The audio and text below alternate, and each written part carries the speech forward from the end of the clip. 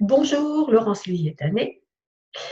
Alors, donc, je me présente en deux mots. Donc, je suis auteure de nombreux livres en développement personnel, bien-être émotionnel et développement spirituel.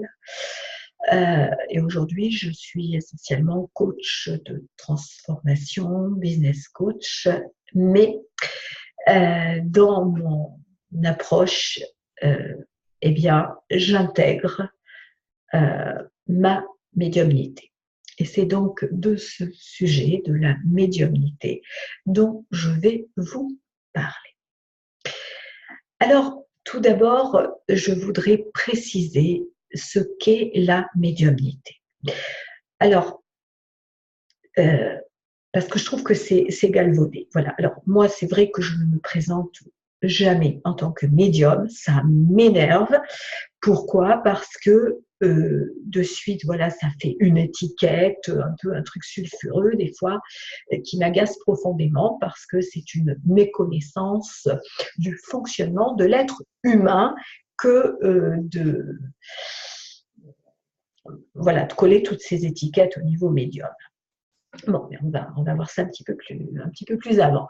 Donc, en fait, le médium, c'est quelqu'un qui est un intermédiaire entre le monde tel que nous le voyons, tel que nous, on va dire, la plus grande majeure partie des gens le perçoivent, et puis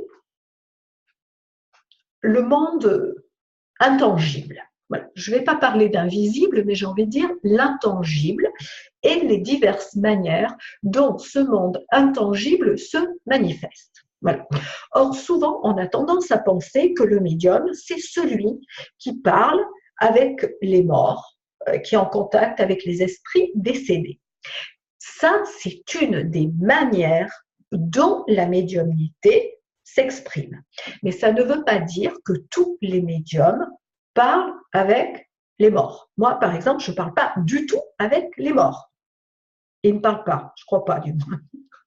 Voilà. Par contre, je suis en contact avec d'autres niveaux de l'intangible. Ça se manifeste d'autres manières chez moi. Il y a des personnes chez qui, effectivement, c'est le contact avec les morts.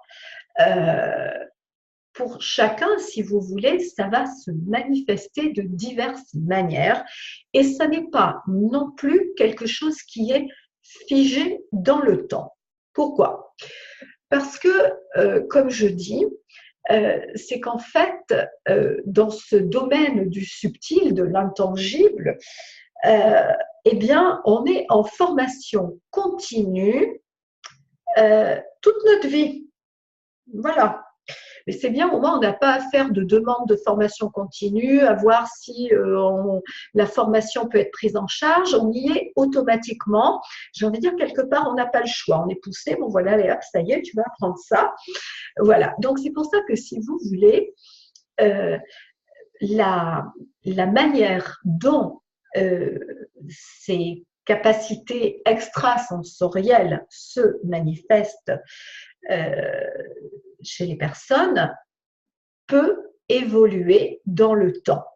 Parce que autant quand on va à l'école, on apprend à lire, on apprend à écrire, on apprend à compter, on apprend la géographie, on apprend les mathématiques, on va apprendre des langues étrangères, on va faire du sport, enfin tout ça. Voilà, il y a un programme, il y a une éducation, c'est clair, tu es en telle classe, tu passes tel examen, voilà.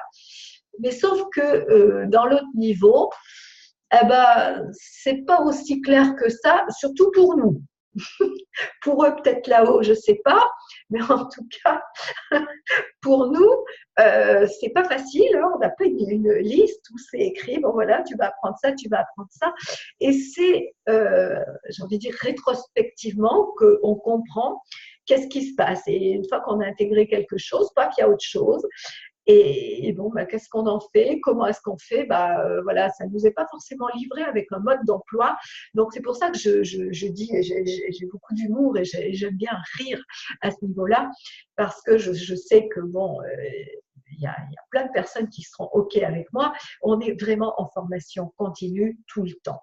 Parce que, si vous voulez, comment dire, le parallèle que je vais vous faire. C'est-à-dire que lorsqu'on est venu sur Terre en tant qu'être humain, hein, on a eu 9 mois de gestation.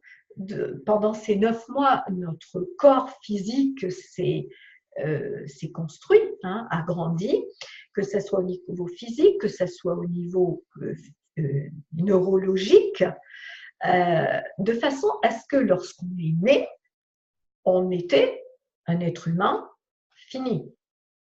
Voilà. Et puis, au fur et à mesure du temps, on a grandi, donc notre corps s'est développé, notre système nerveux s'est développé, puisque l'enfant ne peut pas, comment dire, au niveau cognitif, il y a des éléments qu'il ne peut pas intégrer avant l'âge de 7 ans. Hein, pour la capacité à faire des liens sur certaines choses. Voilà, donc si vous voulez, il va progresser et on va continuer à apprendre. Et ça, en fait, tout au long de notre vie, mais si vous voulez, on a toute une période, j'ai envie de dire, de formation au niveau de notre éducation et au niveau surtout de la manière dont on fonctionne en tant qu'être humain. Donc ça, c'est pour le côté humain. Mais pour le côté spirituel, puisque je vous le rappelle, nous sommes des êtres spirituels ayant une expérience humaine. Eh bien, ça veut dire que notre bagage spirituel, ce côté, on va dire, énergétique, pour le dire d'une autre manière, qui est voilà, plus subtile, il est là avant notre vie sur Terre, il sera là après. Et donc, moi, je vais dire ça comme ça, c'est-à-dire qu'en fait, on est en relation avec cette part subtile en nous, cette âme, qui, elle, est beaucoup plus grande, beaucoup plus vaste que notre corps physique, c'est-à-dire que nos sens et la manière dont on perçoit le monde autrement. Enfin, physiquement, je veux dire. Donc, on le perçoit autrement.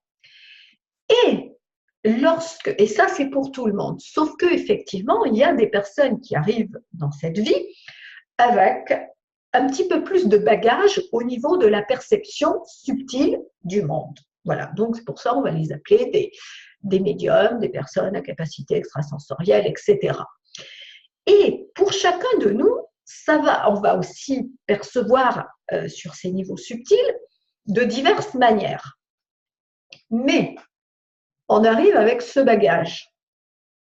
Et c'est un peu comme lorsqu'on a grandi enfant, il va falloir que ce bagage, il se développe. Il va falloir qu'on puisse reconnaître des choses et savoir comment on va les utiliser. Sinon, c'est un joli potentiel qu'on gâche. Alors, c'est pour ça que si vous voulez, on met en formation continue, déjà pour qu'on puisse reconnaître ce qui est en train de se passer, c'est-à-dire que voilà, on capte les choses un petit peu autrement et on capte en tout cas d'autres niveaux de conscience.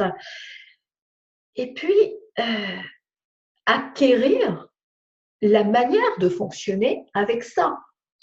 Et une fois que c'est acquis, on va encore acquérir d'autres choses et ça va bouger, ça va évoluer.